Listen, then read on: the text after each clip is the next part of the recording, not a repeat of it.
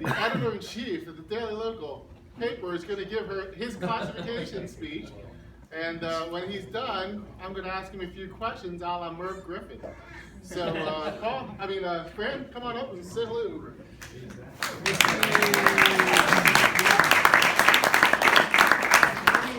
Unfortunately, that's how Okay. When you're ready. I'm a journalist. I'm also a dinosaur. The number of full-time paid journalists in America right now is half the number it was in 1980. But anyway, I digress. Let's get to my background. Real quick, I'm going to just do 7, 8, 9 minutes of background, and then we're going to get into Q&A, Lenny style. I was born and raised in Southampton. I delivered the Philadelphia Bulletin for about 6 years or so. I started when I was 12. And that's how I got interested in newspapers. I would have a huge paper out, and it would take me after school a couple hours, and I would deliver the papers. And you'd have to on every Friday you'd have to go up to the door, ring the doorbell, collect the money, 40 cents, 50 cents, and if you're lucky you get a nickel or a dime tip. That was how I got interested in it. And I went to Catholic high school. I went to Archbishop Wood High School. Also went to a Catholic grade school, Our Lady of Good Counsel. And after that, I went to Bucks County Community College to major in journalism because I was interested in it because of the newspapers. And actually, I was into sports at the time. I said, maybe I could be a sports writer. I wasn't sure, but I just knew I liked writing. So I went to Bucks County Community College because I wanted to go to college. Nobody in our family had ever went to college, but I had to put myself through college. And I knew I couldn't afford to go to a full-time college because of the cost. So I went to a two-year community college, Bucks County Community College. I worked construction with my uncles. I worked construction with my father, not so much, but every now and then. They were in the building. My father was a custom builder. I learned a lot. My uncle was a mason. He was a custom mason. I learned incredible masonry skills from him working that time.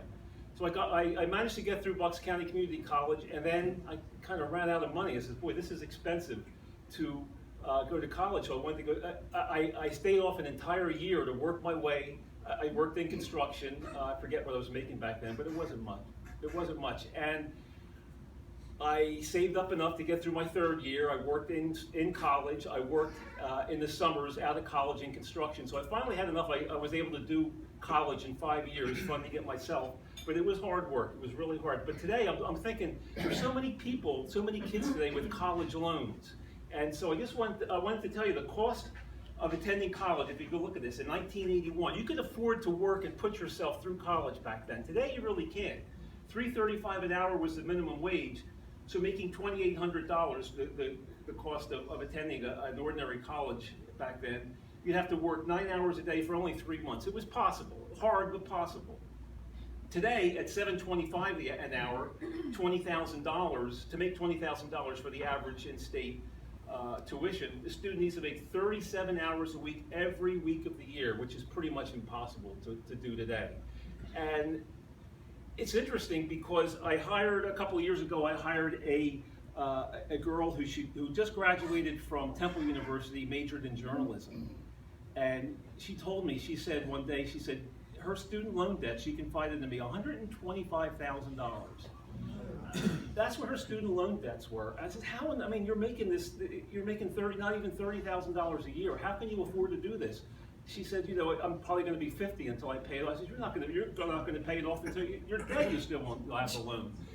So she has to live with her parents, and it's really tough these days with the student loan. I really do believe it's out of control.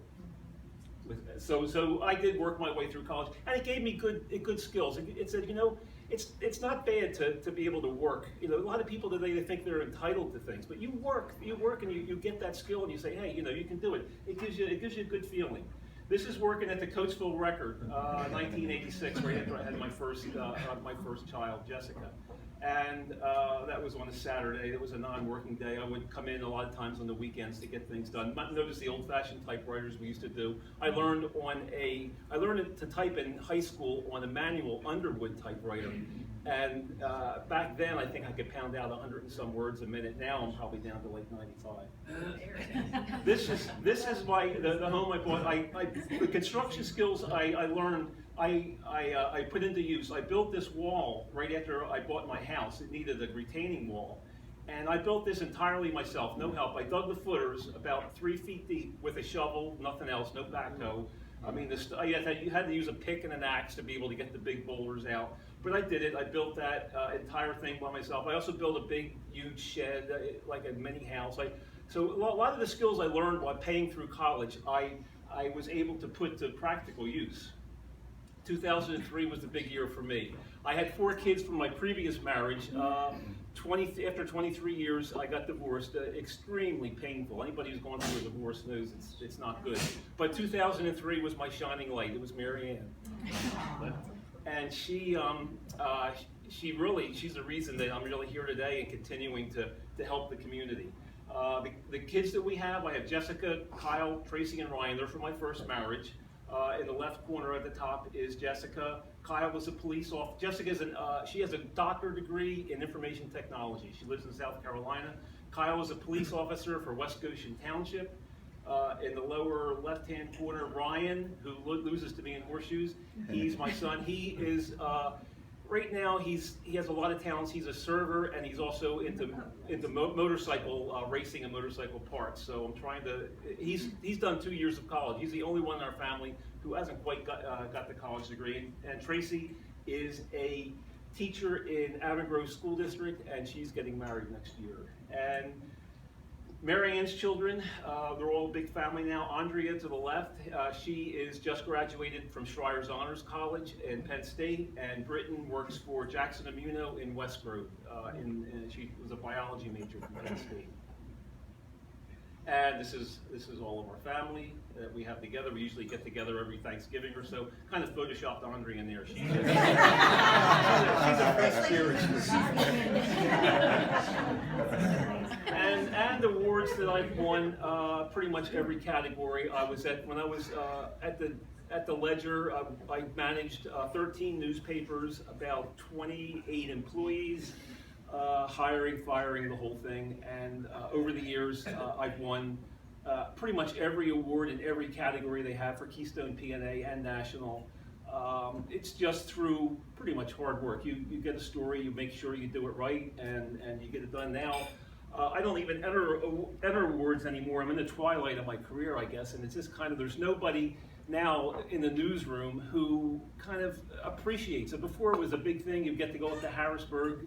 The profession has gotten so that you just do your work and nobody has time to really appreciate the good work that you do. But anyway, I was really grateful over the years to win these awards that I've won. I've been with in 2009, I think it was, we had all of the newspapers. That was after the financial crisis of 2008. All of the newspapers, all of the weekly newspapers, except for 2, folded. They went belly up. And I was one of almost 100. I was one of 2. There was 2 people who made it, me and another person, out of almost 100 who didn't get fired.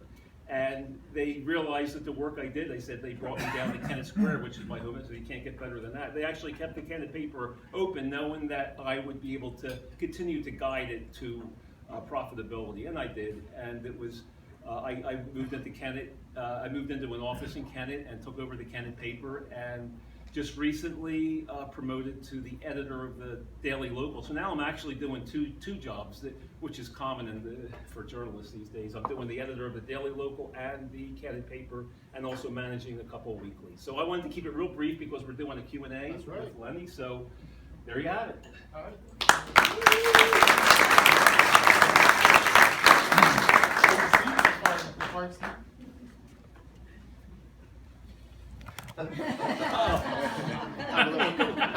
Give me your best shot. All right, well, Fran, it's great to have you here today. Yes, John. I was just gonna. Is there open for questions? Not yet. Okay, so I asked at least. Well, let's just start out on a serious note. First, make it fun. We'll get there. We'll get there. I want to thank you, Fran, because I did the president-elect training, and everybody's like, "Well, how do you guys get so much energy for your club. And I said, well, it helps to have the editor-in-chief of the newspaper who's a member, and he always prints good stories. So I think we all would agree. It's great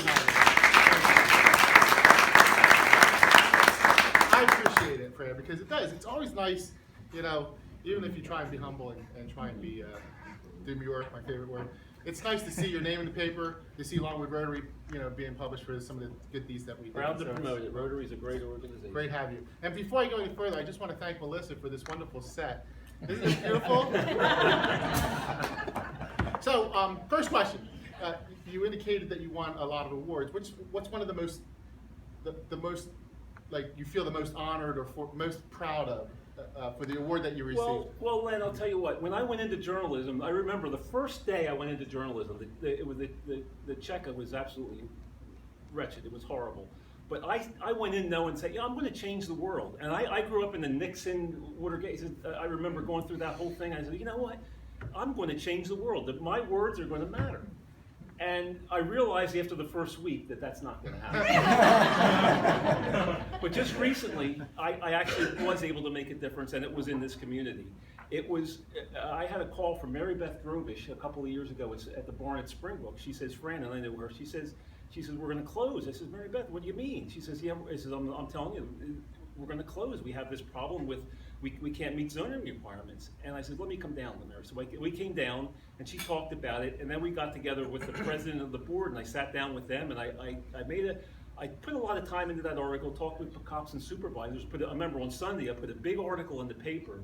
Later on, it was picked up by all the major metros, Inquirer. Tell the group a little bit about the barn. The barn is known for, they help their special needs kids. They're the animal assisted therapy for special needs kids. And it's all nonprofit. It's a great, great organization. It really does help these special needs kids. They feel like once they communicate with the animals, once they're able to get to have that experience, that makes them better when they bring them home. Parents say that it's really a great program, and they were going to be closed down because a neighbor had complained there were zoning violations, and there were a lot of zoning violations. It was going to take them $125,000 to fix the zoning violations, and there was a number of them. And the article that I had was it was so, I guess the community really they really related to it, because all of the work that got done, all of the work that needed to get done, got done free of charge. From contractors donated their services, donations poured in.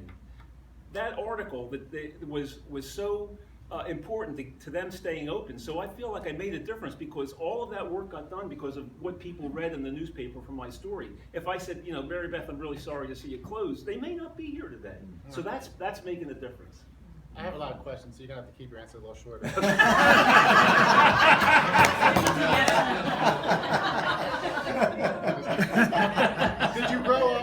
Did you grow up, was there one person or anything in particular that inspired you?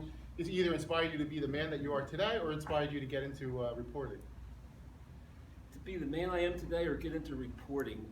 You know, Lenny, I think the reason that I got into this was because I always watched the nightly news, and I just love the way those guys could deliver, and I just said, you know what, that's really, you know, it's really the way they presented it, the way this is, you know, that's something I didn't want to get. I knew I wasn't a broadcast person because I don't have those kind of skills, but I think that's what got me started. Just watching the nightly news every single day of the week. Now, did you know from when, like I knew when I was probably 17, 18 that I was going to be a lawyer? Did you know at an early age that that's what you wanted to do, is be a newspaper reporter? Well, Lenny, I first started out as actually a sports writer at a daily paper. When I was working construction, I came home and I would cover night baseball games. And I would do that, I would write the night baseball games for the Bucks County Courier Times and turn them in, and I'd get, you know, maybe, I forget what the pay was, $15 or something back then. But I got a byline. And when I was in college, I worked for free for the college newspaper. So by the time I had my first interview, I had all of these byline, all of these published stories. They said, you're hired. That's it. Great, which leads me to my next question. if you had the choice between being a professional athlete and a news reporter. Athlete.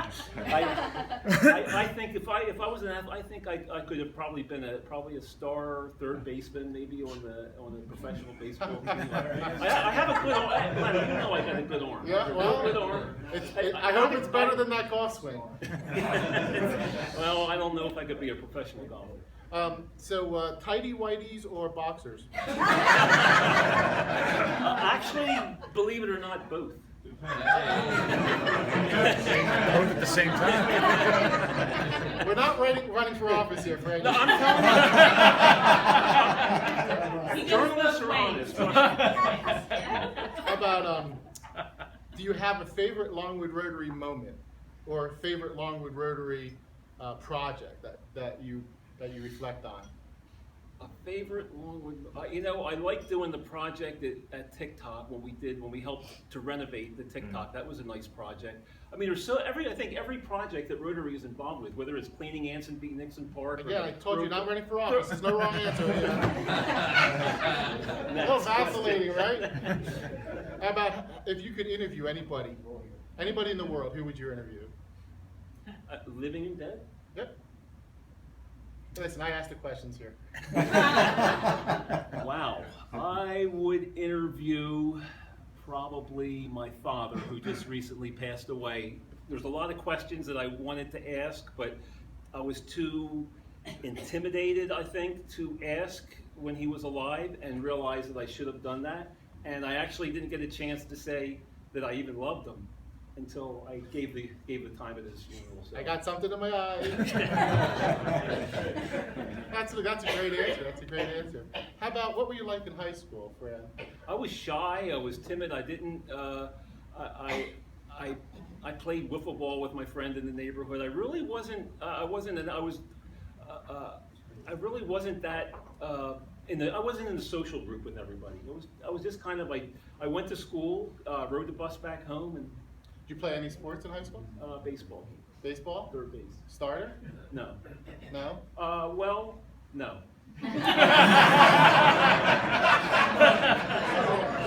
Completely honest. You and Paul win the award for Is It the Truth today. I'm telling you. I would not tell people how much I win, but that's another story. And so, was your high school experience a good one, would you say? A positive one? Or were you tormented in any way, or shape, or form? I was tormented in that, I had to do chores, I had to do work. I mean, I don't know that that's tormented, but it I meant by other kids. Like, did other kids say, oh, there's the wiffle ball playing geek? I was bigger than a lot of the kids. They didn't really, yeah. Stop leading the witness. Stop leading the witness. Go back to Greenland, will you?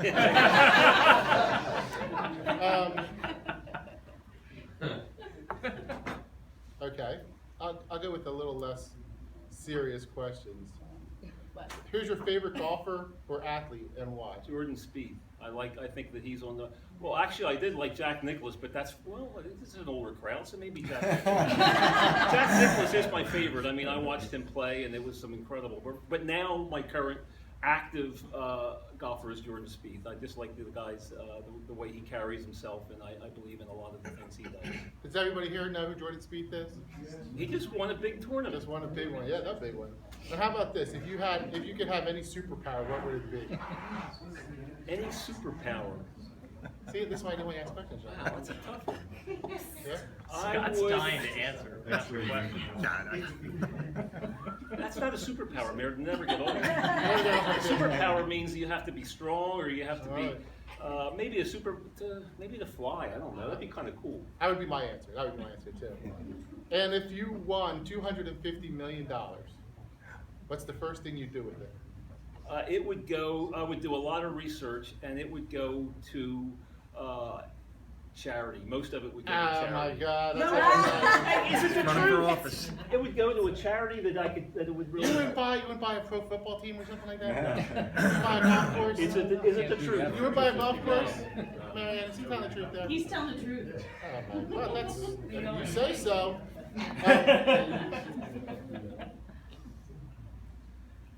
Favorite food? Favorite food would be Mary Ann makes a good roast beef. Man. Good or great? Yeah, He's a that's roast beef and potatoes guy. How about who's your favorite band? Active or past, or I like Metallica. I like a lot of heavy metal. Do you really? Yeah. That's funny. That's funny. Do you have a favorite author? I read a lot. Mostly what I read is nonfiction. I read a lot of magazines and newspapers. Not so much. I read a lot of books when I was in college, but I read some books. The last one I think I read was Jobs, but not really, no. Okay, and then I'm going to leave you with this. This is the last question, because I can see some people in the audience are looking very bored. Not me. A penguin walks through that door right now wearing a sombrero. What does he say? Pen? He says, Penguin. A penguin walks through that door wearing a sombrero. What does he say?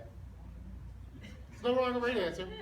"You want Just a being Corona? silly. Just being silly. You want a Corona? I don't know." Well, that's all I have for you.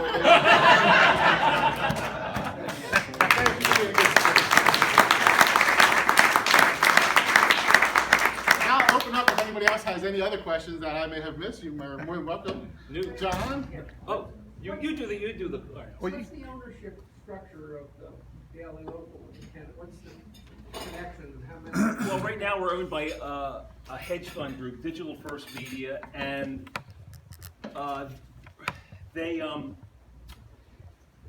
it's kind of we're really most of our we're trying to go now towards digital advertising. But just to give you an example, I looked at our phone list from 3 years ago, and just in the Daily Local, just in the newsroom, full-time employees, full-time editorial employees, as of right now, and compared to 3 years ago, 14 full-time employees are no longer there. They're gone. We've had since that time 3 voluntary buyouts where they give you a pretty good plan, but they want the people to. They don't want the people. They want them to leave. We're really right now down to a bare bones minimum. But as far as the Digital First Media owns Delco Times, they own publications all up and down the West Coast and in Michigan. So it's a big company, but kind of impersonal. Fran, you see that a lot of news media are in trouble because people aren't reading, for instance, print media. Do you hear anything, any possibility that changes that will, or trends that will help? Well, so trends. that we can preserve. In my opinion, journalism? I mean, I see my kids. Some of my Kyle, the police officer in West Goshen. He doesn't even read the newspaper. What he does is he gets it on the phone, and he's 30 years old. I says, all of the millennials, they're not getting their newspapers in print. They're getting them on the phone. That's the trend. So what's going to happen, in my opinion, in 10 years, we're probably not going to have the newspapers, except maybe for New York Times or Washington, that sort of thing. We're not going to have that sort of thing. But I'll tell you what, everybody is going to want local news. And to get local news, you're going to have to pay for it. Right now, we're giving it away. That just can't continue to work. There has to be something there. We're not making enough money on the digital side to pay for the operation. So we're at a quandary right now, what to do. I don't have the answers, but it's going to play out somehow. But the good thing maybe for me is I'm 61 years old and I can retire. I can step down right now if I want to. I don't want to. I love the job. It's great. Get to see people in the community. I just hope that will continue for a couple more years. But print, Anita, is really on the decline, and it may not be here for too much longer. Ethel Ann. I just want to thank you, because if my husband didn't have his cup of coffee I and get that newspaper first thing in the morning, he's of Europe. He's got to check the obits first, make sure he's not in it, and then after that, cover to cover, he keeps me informed because I don't have time. You notice what the Inquirer is doing now. We get it for $1 on a Sunday. They'll give you the paper, the Sunday paper for $1, home delivered. And they're losing money on that deal, but they're able to tell their advertisers they have a bigger audience, and that those print ads that's the holy grail. The print difference ads. was that when we had the Inquirer and the Daily Local, the Inquirer never was there, never was on time. He was working, so frustrated with it, they just couldn't get it together. The Local, we have the best delivery man we ever had. I'm quick with the tips, he's wonderful and very reliable. Good, hopefully with the news too. That's not the case with the Inquirer, is that? No, not. And how do you see fake news playing out if all newspapers go to online? How are you gonna differentiate yourself so that people know what's trustworthy and what's not? Bianca Robertson, everybody knows her. I hope everybody knows her. She made national news because she was the victim of a road rage incident right down here off 202. Senseless murder. And everybody, that happened at 11 o'clock at night was when the news conference was, and so many people wanted to know right then, what happened? They were tuning in. Our news site got overflooded because they wanted information from us. Now, fake news? I don't think so. If they want real news, I mean, that's what they're looking for. They're looking for us. Now, if we weren't there, that's the real jeopardy. That's the real problem. If there's no credentialed news sources, there's so many places now where there's fake news. Not fake news. They're putting on things that are. It's so easy to do now with the internet. It's easy to create a fake website. That people believe it. People believe anything. But the thing we have going for us is daily local news, where it's a real solid news. Has a reputation dating back hundreds or more years. People know that is not fake news. That's credentialed. We're responsible for that news. It's local news. It's journal. And when that happened at 11 o'clock at night, there's nobody in the newsroom, but yet we're out there doing our jobs. So I think that the local news, you could look to the fake news maybe on a national trend, but it is a problem. But people are still going to want that local news. I have one last question for you, Fred. Does it help you if we say, hey, I heard such and such is happening in my community? Is that something you might want to cover? Well, Lenny, I'll tell you what, I get most of my news tips from people who email me or people in this room who come up to me and say they have a story idea. I think, when was the last one? Jordan. Jordan gave me one on the he left. Okay, Jordan gave me a good, he's a couple of weeks, maybe a month or so ago. He says, Fran, I just heard that they were serving ice cream over at Bailey's. He says, oh yeah, he says, maybe, I might want to look this up. I went over, I visited her, took a picture, and we got you'd be surprised, the most stories that people read are not the timely news stories, or some of these crazy features that you do. People want to know about that in the community. And if I'm not there to give them that news story, they may never know about that there's Bailey's is serving soft serve ice cream now. So Good, thanks. All right, well, thank you very much, Fran.